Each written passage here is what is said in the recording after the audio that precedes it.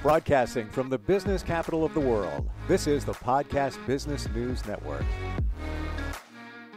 I get excited when I talk to people like him because he's on the cutting edge of what he does as an architect in Long Island, New York, and does a lot of stuff for charities, humanitarian, residential, commercial, all of that. And we're going to learn a lot about him and what he's doing right now, and maybe you can get some architectural trends as well.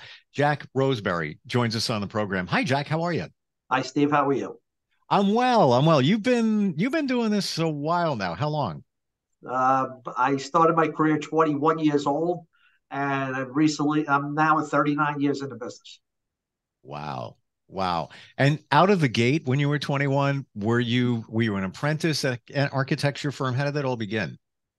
I worked in a firm that was a surveying, engineering, architecture firm. So your apprenticeship was you started in the survey department, then you kind of worked your way up from there. So you learn from the beginnings of things. You would go out in the field and actually survey the property. Then you would draft the survey. Then you'd draw a site plan. Then you would do engineering drawings off the site plan. Then I learned how to do the architecture side. So it was a well-rounded experience as far as what can be accomplished at that point. So it gave me more of a broad band, but it wasn't a traditional architectural internship. It was more of a general experience base. I use that quite frankly to give the client an idea of everything that goes on. Wow. Do you have a preference when it comes to residential, commercial? Is it, I don't want to say all the same, but different? Or do you gravitate, yeah, you know what? I love doing commercial, but I really, really, really like doing residential. Is there any preference you have? No, actually, no. It really depends. I prefer, actually, to tell you the truth, if I have real preference, I do churches because I love doing churches. Wow. Okay. But churches are the hardest thing in the world to build. If you think about throughout history, how difficult it is to actually build a church, to get the fundraising, to start the construction, to start the building, then to do the building. Think about the cathedral in Spain that Antonio Gaudi did, and I can't recall the name of the church, but it looks like a big sandcastle.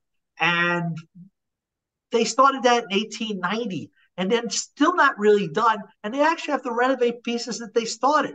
Okay, you look at Notre Dame Cathedral in Paris, and it burned recently, and they have to come back and redo everything and there was this big movement. Oh, we should put a luncheon up there. We should make it a museum. We should do this. And to me, that was this. I spoke out in the forums that I spoke out. And I said, no, you have to. The people who worked on this thing 800 years ago, you have to honor their memory and just bring back that church to where it was. So that's actually a very interesting thing I've worked on. I've worked on about 30 churches through the years. Wow. Yeah, not all of them have been built. Some of them are still around. One got converted to a mosque. Another one got converted to a synagogue. So they don't always last forever, of course, like anything, but they do get reused and done differently at certain points. So it's a fascinating thing. It's a longer process because you deal with almost different generations sometimes. And it's a little bit different. I enjoy working on churches. But as far as preference between commercial, residential, and industrial buildings, so to speak, I really like the challenge of what comes through the door that day. Okay, what happens that day? I've done houses anywhere from 700 square feet to 10,000 square feet. And what's the difference? It's really a challenge either way. A tiny house is a tiny house from a space standpoint. A big house has its own, how are you going to hold the thing up type of thing. So that's one element of it. On the commercial side, there's so many different elements of a commercial project that different challenges arise during the way to get things accomplished at that point. So it really, to me, it's what's that day going to bring? And that's what gets me up in the morning. Well, you know what? That's got to be exciting because you never know what to expect, and every day is a little bit different, right? Right, exactly. So it's always different. It's hectic. I won't lie, it's hectic. I have to say, a process where you learn extreme patience because it's so. I live on Long Island, and it's so difficult to get things done on Long Island because of the morass of bureaucracy, the morass of different entities looking at your project or whatever. And it's so, you have to be very patient with the process. And I try to explain to people, you have to be very patient to do things now. But think about it in terms of people want to build a building. They're going to be investing a 30-year or 50-year investment, you know? So it's important for that guy, important for that person to understand that for that time, it's not going to happen tomorrow.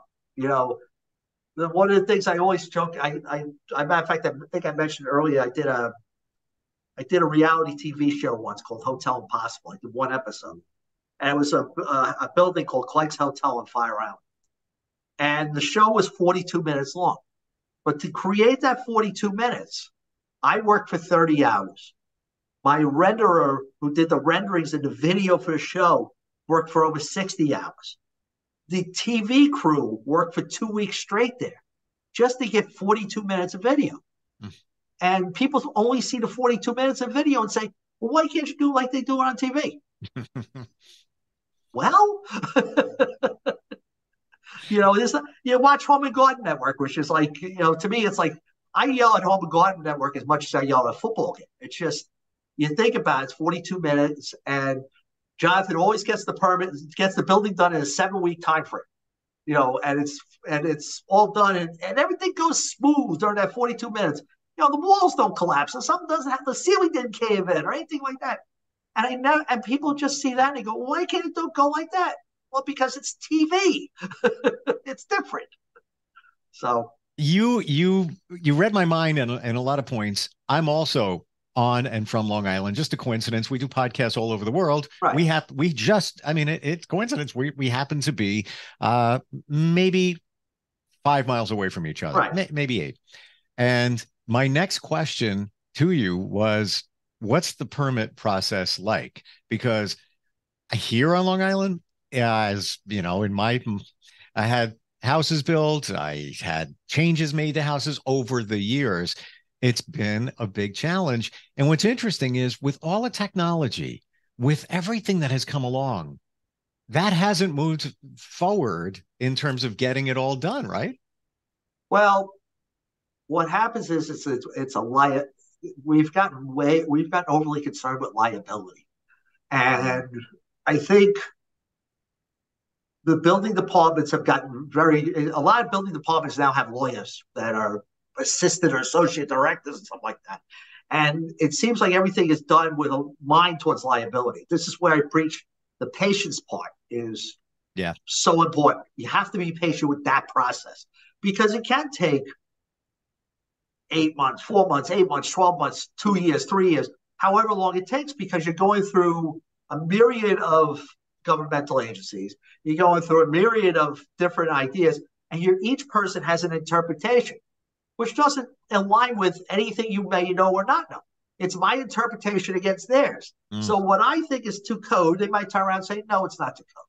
It's no, I got to think here. Now, usually I can work it out with them and say, wait a minute, this is where it comes from, and this is why I'm right, and I will usually work it out. But sometimes it's gotten to the point where they're so afraid of making the slightest call that they won't make the call at all. Yeah. I just had a house today. They want to there's flood vents on the house because it's in a flood zone. The guy sends me, well, put the flood vents within 1 foot of the ground. I took it to mean put the flood vents 1 foot over the ground. Get it back. And he's, no, I want it within 1 foot of the ground. Well, what does that mean? And he says, well, you can't put high blood, low, and I'm on the podcast, and nobody's going to see what my head's gesturing. You have to have a high flood vent and a low flood vent. The high flood vent acts as a ventilator and as a way for water to pour out the top, and low flood vent is ventilation and allows the water in. You don't want the flood waters pounding against your foundation without any way of getting through the foundation, or it'll just knock the foundation apart. We found that out during Sandy. So Superstorm Sandy. So we go on to that interpretation of code, and it's again, and you're creating one new sheet for every draw every time they make a change. So we're now on day 4 of an argument over a vent, of where a vent is placed relative to the ground. And I can't blame owners for people getting frustrated over that. I get frustrated over that at that point. You bring up some great insight, because I never thought of the liability issue, and that's why most municipalities are waiting to approve things and double check and triple check and all of that. You've worked on quite a few commercial projects along the way as well, stores and institutional type buildings. Tell us about some of that. I did a lot of Swanger Passeri buildings for them. I actually worked on a Trump project when he did Trump on the Ocean at Jones Beach. Can I jump in for one moment? Sure. I was just at Swanger Passeri 2 days ago, and just getting an MRI on my shoulder, a little issue. And I'm going to be honest with you, Jack. I don't know if you worked on this particular one. Which one? This was in Stony Brook. No, that's the one that was before me, actually. They put that in before I did a period of 14 facilities for them from 2011 to 2016. They did a huge expansion. We were just going crazy. I did all kinds of facilities, but I know about the Stony Brook one. That predates me. I do remember they did one in Queens. That was kind of like they started kicking things up right there. Yeah, we did one in Bayside and one in Laurelton. That's why I tell people I've done projects from Manhattan to Montauk, and I did project for Brooklyn and 2 in Queens for Swanger, so that counts for 5 boroughs. And, the work I've done in the city. So, and I have to tell you, even though it predates you, they probably relied on you to really step it up. It was kind of efficient the way they had it set up. I was kind of impressed. They do a nice job. They really do. They do a nice job. And the woman, the funny thing is, the woman who was the design development director who hired me I trained her. She worked for me years before. So she became, I was proud of that too, because when you see somebody actually you train and they surpass you, it's a cool thing. It really is. So that's important to, you bring people along in life and you say, okay, and they turn out to be really good at what they do, and they move out, they move up in the world, and they bring you along sometimes, and you get to do really cool work just because you knew this person when you were first trained. Yeah. And so tell us about the Jones Beach, New York project. You started talking about that. What happened was, this predates, this is Hurricane Sandy, and I'm just going to bring it up. I'm going to be pretty brief, but it was a Trump project, but it was really with Carlisle and the Green and Bethpage. And it was 2010 or 9, and the proposal was to build a big catering facility in Jones Beach. I think right in the area now they have the bungee cords and all the gym and all the I think there's trapeze things there. Yeah, that was the old restaurant. They tore it, it flooded, they had to tear it down, and they came out and they were going to build this thing, and then Trump stuck it, and they brought in Trump as a management partner, and he stuck his name on it.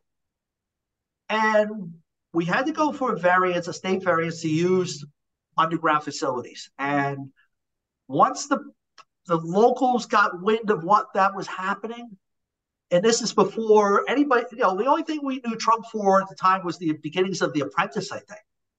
And it was astounding, absolutely astounding. Oh my God, they hated him.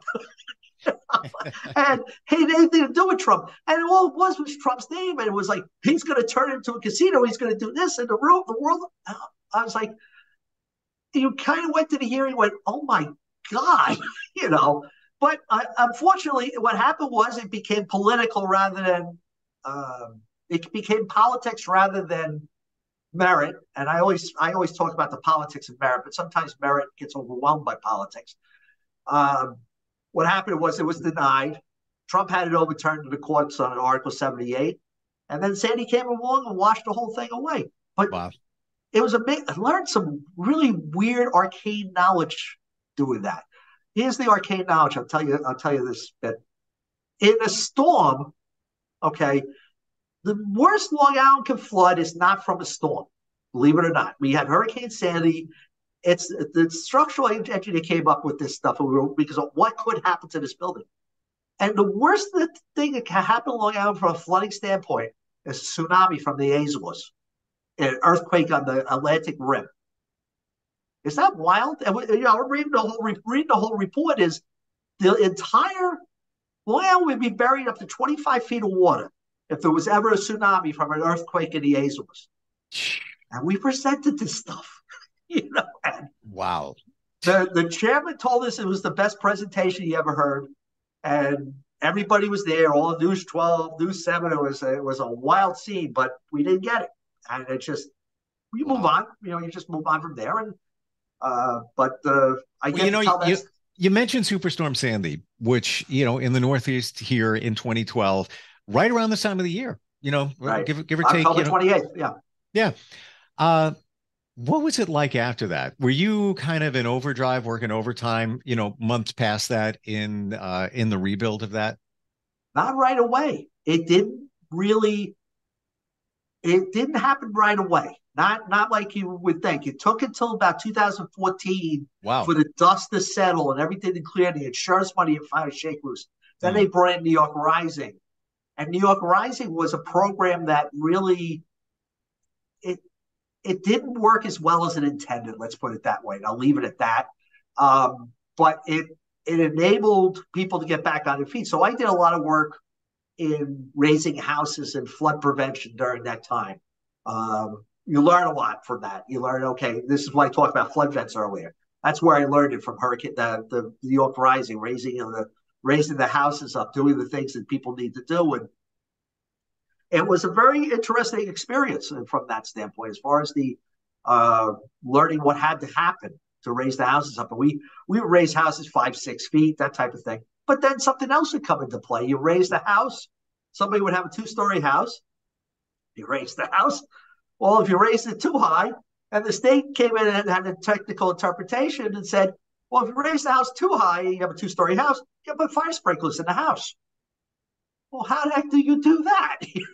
That would start all up. So it gets crazy. It really does. It's a fascinating world of point and counterpoint at times. Wow. How about some trends? Let's look at residential for the moment. What are you finding that people are asking for? Black and white houses. I'm seeing that. Do you see that out there? Everybody, all of a sudden now you see the black and white house trend. They want white house, black windows. Or God, I just see black house, white windows. I went, no, I didn't see that. You can't unsee it, but you can't see that. But that's a big thing, is they want that white. I did the Lofts Apartments in Smithtown recently. And it's white building. The back buildings are white with black trim, and it really came out spectacular. It really came. And when they first suggested it to me, I was like, I don't know, white and black. It's a little too strong in both directions, but it really came out sharp, and I was thrilled with it. I look at it every day. Look at it, so wow, that came out great. Because you're your own worst critic. You don't think anything. I don't think architects really sometimes don't think anything they do is brilliant. At least I don't think so anyway. But I just looked at it. Wow, that color scheme came out wonderful. But you learn the subtleties of white too. You learn that and how an off-white works off a gloss white. How different tones of white work, and sometimes they don't work with black. Had a situation, same complex. That they did ivory colored brick, and I'm not sure yet, because it's not done, how that ivory is going to work with the black. I'll leave it there, but it's going to work. But it's one of those things you just learn how subtle colors difference makes it a change. How about architecturally inside a house? Obviously, I'm going to say the open concept, kitchen area is still big, right? Yes. Open concept is big. The open floor plan concept is big. I think we're supersizing the bedrooms a little too much in houses. It seems like it used to be at least where I grew up, it was a 12 by 12 bedroom for a kid was a nice bedroom. That is, they wanted 14 by 14 or 15 by 15. And that's the secondary's bedrooms, not to talk about the master that you can throw a football in and not hit the other side of the room, I think, sometimes. Some of these master bedrooms.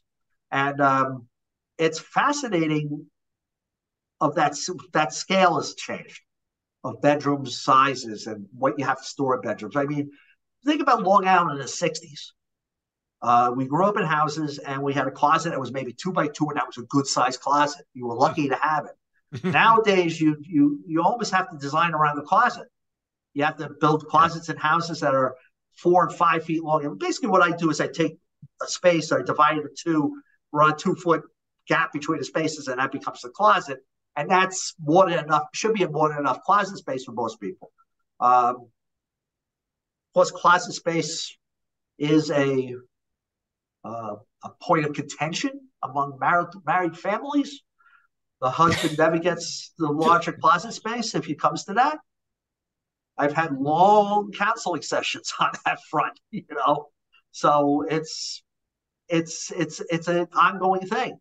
But that's the thing, those are the things that the trends are more, it seems for, I don't know, you have a turbo kitchen where you have so many appliances, it makes less work for the person cooking, but because you have so many appliances, the kitchen is huge. The kitchen gets so big because you have to put more and more appliances in, so the person doesn't have to inconvenience themselves while cooking. I don't understand that sometimes. But I've had houses before where if you open the drawer, it hits a door in the kitchen. Or it conflicts with, you open up the oven, then a door is opening, and it just wasn't planned out in terms of, I guess, ergonomics. I don't know if that's the best word. Yeah, that's the best word. I mean, it's not a perfect science with the cabinets and everything else. It's cabinetry is not because a lot of it's almost become a specialized trade into itself. Like the one thing about architecture and design and building now, it's got very partitioned. Like there's a saying I learned in school that architects start off knowing a little bit about everything until they get to a point where they know absolutely nothing about everything. And this transverse is true about engineers, where engineers know everything about nothing at all at the end of the day, at the end. And that's pretty much how it kind of works, where if you go into a big house or a big building, you'll have a lighting consultant, an acoustic consultant, a kitchen designer, a furniture, interior decorator, designer. There's so many people involved that you almost have to take a name card and figure out whose name is who at that point. But I don't really work like that. I'd rather work with my own group of people, with me, myself, my drafts people, and work things out. And I'll kind of let the homeowner make those decisions sometimes, as far as color and what they want spatially. Because it's very nice you can stage a room with furniture, but if it's not the homeowner's furniture, how does that work? How does that work for them? And what's their dream, from a standpoint of what they want. So I tend to want to be, I'll be your one-stop shop. I'll do as much as I can. If I need a consultant, I'll hire a consultant. But if I feel I can handle most of it for you, I will let you make your own decisions as well along. Yeah, it's ultimately it's up to the homeowner to a point, because there's only so much that can be done. I could come up with the best ideas. Oh, wait, Jack, let's do this, do that, and you'd be like, "Whoa, Steve, easy, reel it back in." That can't be done, or that won't be to code. And we can't do that, either. Fascinating learning about this. And I had no idea about all these, the projects that you've worked on. And even, I don't do politics, but just Trump and Apprentice. I forgot he was on The Apprentice. Yeah. It was like a flashback. Like, oh yeah, I remember that. How do we find you, Jack? If we want to see maybe some samples, or if somebody's in the New York area, I guess you're licensed for New York, correct? I actually am proud to announce, after 16 years of trying, I finally got a national certification. I can get my license in all 50 states of America. That was a long, drawn-out process, but I finally got it about 2 weeks ago. Oh, my gosh. I'm licensed in New York. I practice all over Long Island. But I did get that certification. My office is located on 93 Main Street, West Sayville. And I've been here now just about 8 years. I'm in a historic house called the Greenhouse, which George Washington stayed here for a night. And the house was built in 1780. Wow. And the funny thing about this house is, you think about building codes, you think about how things are, and you look at this house, it's still standing. but I can't keep bookshelves fall apart on me after a while here because they're never level and they just fall over a heap after a few years because they're not balanced right.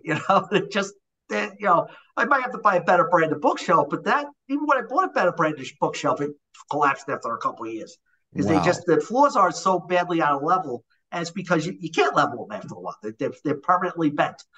Your history runs so deep, even historically in that house, and you saved the best for last about being certified or licensed in the state. People see these podcasts all over the country in all the states. Wow, what's your website, Jack? My website is www.roseberyarchitect, ROSEBERY architect, ARCHITECT.com. It's an older site. I'm working on an update, but you can also find the Rosebery Architectural Studio on Facebook. I'm still ambivalent about Instagram, but I do have social media presence as well. Gotcha. Jack, fascinating talking with you. It'd be fascinating. Yeah, I mean, if you were in Wyoming, it'd be fascinating. The fact that you're around the corner from me, even more so. Right. And it was great talking with you. I appreciate you being here today. Okay, Steve, thank you. I appreciate it. We'll be right back. Are you looking for even more of the podcasts and hosts that you love? The Podcast Business News Network is proud to announce that you now have even more ways to listen live. Check out the MyTuner Radio, online radio box, and Simple Radio apps on iOS and Android, or find us online. Search for Business News Network on mytuner-radio.com, or search Podcast Business News Network on streama.com and onlineradiobox.com/US. Take your podcast on the go and don't miss a minute of the action.